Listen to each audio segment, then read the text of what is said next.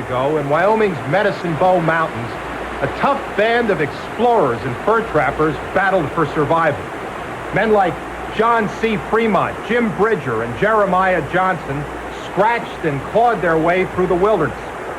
Just down the road in Laramie, a descendant of this hardy breed played football at the University of Wyoming. Then, in 1972, Conrad Francis Dobler was drafted by the St. Louis Cardinals, and he scratched, clawed, bit, and leg-whipped his way through the NFL. The game's violent. I'm not. I was just an arm to that.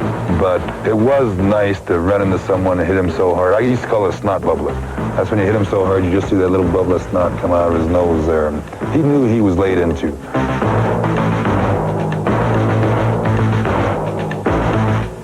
And I've had some snot bubbles laid on me, too. And I'd get up and say, boy, that was a good one. But I'll tell you what, I'm going to find you before the game's over. We're going to trade this one off. We'll be back. But I enjoy pounding on them because I like to have them believe that, hey, here's a boy from Wyoming that just handed you your lunch. But before Conrad Dobler could hand anybody their lunch, he would have to sing for his in the training table tradition of a rookie singing for his supper. Where have all the flowers gone? Long time ago! Where have all the flowers gone? St. Louis Cardinal veterans were less than impressed with this cocky kid from Laramie, and it wasn't just his singing voice.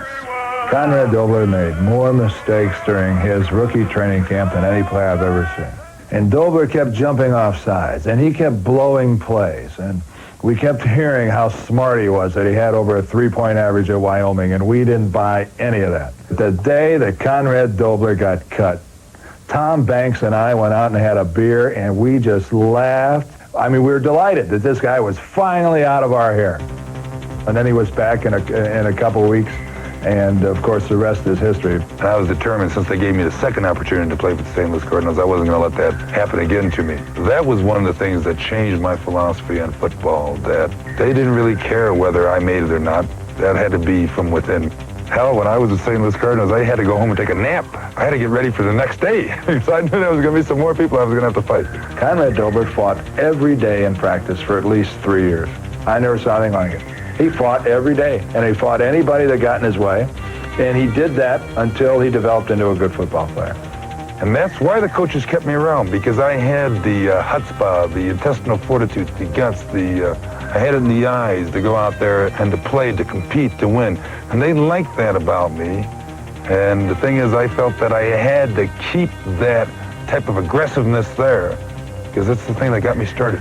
When he first started in this league, he was not a very talented football player. Chances are that he missed his block at the line of scrimmage. But what he did is he got up, he ran downfield, and knocked somebody down. He knocked down a linebacker, he knocked down a defensive back, he hustled and ended up making a play.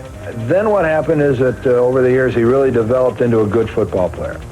He developed into one of the best pass-protecting guards that this game has seen. His techniques sometimes were bizarre. He would kick, he would leg whip, he would trip, but his man didn't get to the quarterback. And what happened is that this image of being the game's dirtiest player overshadowed all his accomplishments on the field as being a good football player. You know, a lot of people had talked about the leg whips and things like this, but I always thought we should have gotten points for that, because I thought those were great athletic moves.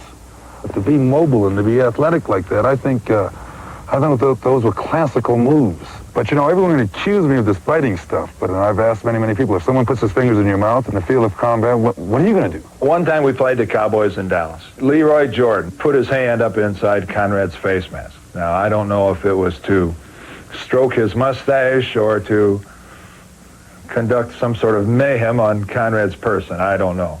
All I know is that on their way up Conrad's face, his little fingers made a pit stop around Conrad's mouth. Leroy started yelling like there was no tomorrow.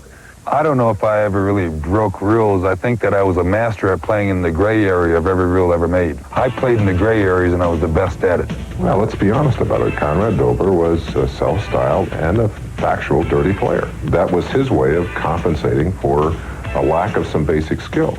And by getting people to forget that they were playing football and think they were in a street fight, he got the advantage because he was a good street fighter, not nearly as good a football player as he was a street fighter. That was my philosophy. Just take the man out of his game, and then you own him. The more they concentrate on what I'm doing, the more they're concerned about me.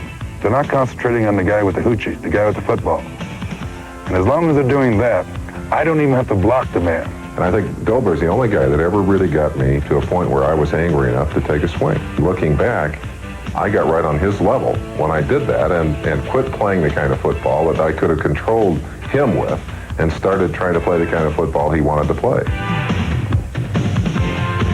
Merlin lost his poise, and that's what bothers him more than anything else. Not any of the things that happened on the field, not the violence, not the combat, not the blocking, not the hitting, not the punching. It was him losing his poise. And when the fourth quarter came along, he took himself off the field and I was still out there. You're right, you're damn right. He won't send me any flowers. After he'd been traded around a bit, he ended up in Buffalo. And I was down to do the game for NBC. And Dobler's mother and father were there. About that time, Conrad's father came over. You don't like my son, do you? Mr. Dobler, I said, I really have kind of put that behind me. I said, as a matter of fact, at practice today, I shook hands with Conrad. He said, you shook hands with my son? I said, yes. He said, count your fingers. In Buffalo, Dobler's reputation finally caught up with him.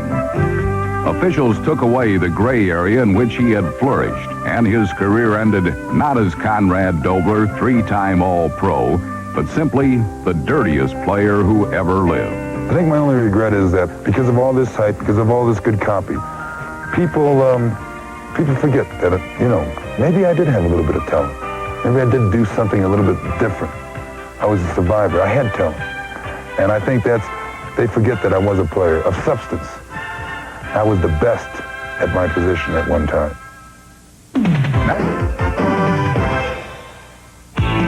Protecting a slim three-point lead on the last play of the game.